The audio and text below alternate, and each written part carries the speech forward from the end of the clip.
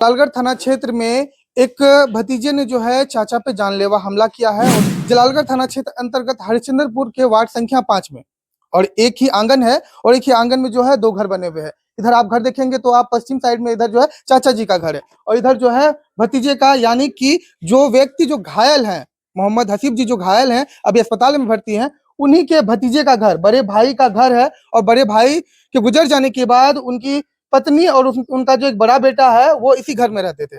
और जहां तक जानकारी है कि जो युवक ने इस तरह की घटना को अंजाम दिया है उसका नाम रेहान है और रेहान यहाँ रहता नहीं था। उसकी माँ यहाँ अकेले रहती थी, एक ही आंगन में दो परिवार जो रहते थे। उसके बाद रेहान काफी दिनों से मुंबई में ही रहता था।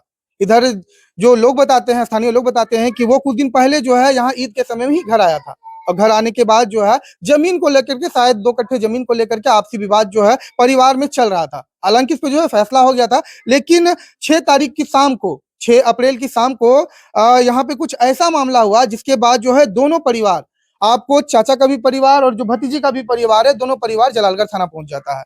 हालांकि वहां पे जब थानाध्यक्ष के सामने सारी बात को रखा जाता है, उसके बाद जो है थाना प्रभारी की तरफ से दोनों ही पक्षों को कहा जाता है कि आप जाकर के आवेदन लिखवा के आइए, हम आपके दोनों के आवेदन पे संज्ञान लेंगे।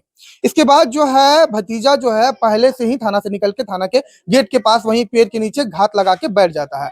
उसके बाद फिर चाचा और उसका जो चाचा है, जो मोहम्मद हसीब जो घायल है, जो भी अस्पताल में भर्ती है, वो अपनी पुत्री को लेकर के वहां गया था, थाना गया था। थाना से जब निकलने के बाद ये लोग जब मुख्य गेट पे पहुंचते हैं तो अचानक से पहले से घात लगाए जो भतीजा था वो उनके चाचा पे जो है धारदार हथियार से हमला कर देता है। हालांकि यह सारी घटना जो है उनकी पुत्री के सामने हुआ था। तो फिलहाल हम उसी आंगन में है और ये जानने का प्रयास करेंगे कि उनकी जो पत्नी है अभी हमारे साथ है, उनकी बेटी है और साथ में उनके जो 4 छोटे छोटे बच्चे हैं, उन लोगों से बात करने की कोशिश करेंगे कि आखिर घटना किस प्रकार।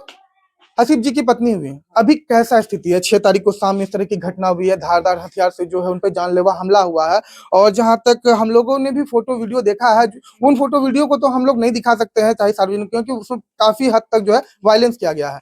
तो आप मुझे ये बताइए कि घटना के दिन यहाँ पे क्या हुआ था? क्या विवाद जमीन से जुड़ा था या किसी तरह अन्य तरह का कोई विवाद था? जमीन का बात है। जमीन का बात है। हाँ, ये हफ्ता दिन से ही झगड़ा हो रहा था जमीन के लिए। बस होते होते अंगना में झगड़ा हुआ, लेडीज में झगड़ा हुआ। उसके बाद मेरा शौहर गया छुड़ाने के लिए दोनों को। दोनों माँ बेटा रोड पर मिल के मारा हम लोग को। मारा तो उसके बाद से हम मारे उसको, हम लाठी लेके मारे तो थोड़ा सा सर फट गया, बस हो गया। उसके बाद वो थाना गई तो हम भी गए थाना गए तो बड़ा बाबू बोला कि आवेदन लिख के लाइए। दोनों पक्ष पहुंचे? हाँ, दोनों पक्ष पहुंचे। पहले वो गई। हाँ, हम लोग 7 फैमिली गए थे। अच्छा। मेरा 7 फैमिली था वहाँ। 5 आदमी हम लोग बड़ा बाबू के पास बैठे हैं। मेरी लड़की और मेरा शौहर गया आवेदन लिखाने आयसान की दुकान में। तब तो पूरा 20 थाने के सामने में दबिया लेके काट दिया। थाना से गेट से जैसे निकले बाहर पेड़ के गेट से मुँह 20 थाना में, मुंह के पास। हाँ, मुँह के पास। उसके बाद जो है उस समय अफरा तफरी का माहौल हो गया था, युवक उस समय वहां से फरार हो गया था। बाद में फिर पुलिस प्रशासन छापेमारी करके जो है उसे पूर्णिया से पकड़ के लाया। पकड़ ये के बात सच है? हाँ, मार दिया। मेरा पति वहाँ पर बेहोश था, पूरा खून था, एकदम खत्म था। तब प्रशासन सबको हल्ला किए, तब वो सब आया, उठा के तब एम्बुलेंस में ले गया। जिस समय घटना हुई उस समय आप लोग सभी थाना गए थे? लेकिन आवेदन लिखवाने के लिए सिर्फ आपकी जो बेटी है और आपकी जो पति है वो ही बाहर गए थे? हाँ, बाहर वो निकले। बड़ा बाबू उसको बोले कि जाओ, तो मेरी बेटी और मेरे पति गए थे।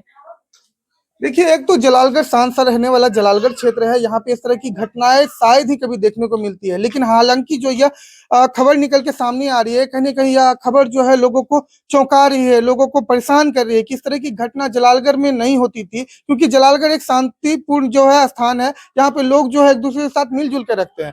लेकिन एक ही परिवार में, एक ही आंगन में 2 परिवार जब इस तरह की घटना को अंजाम देते हैं, कहीं ना कहीं यह लोगों का हैरान करने का विषय है। तो उस समय जो है जो आपकी पुत्री है वो उसके साथ थी, अपने पिताजी के साथ थी ना?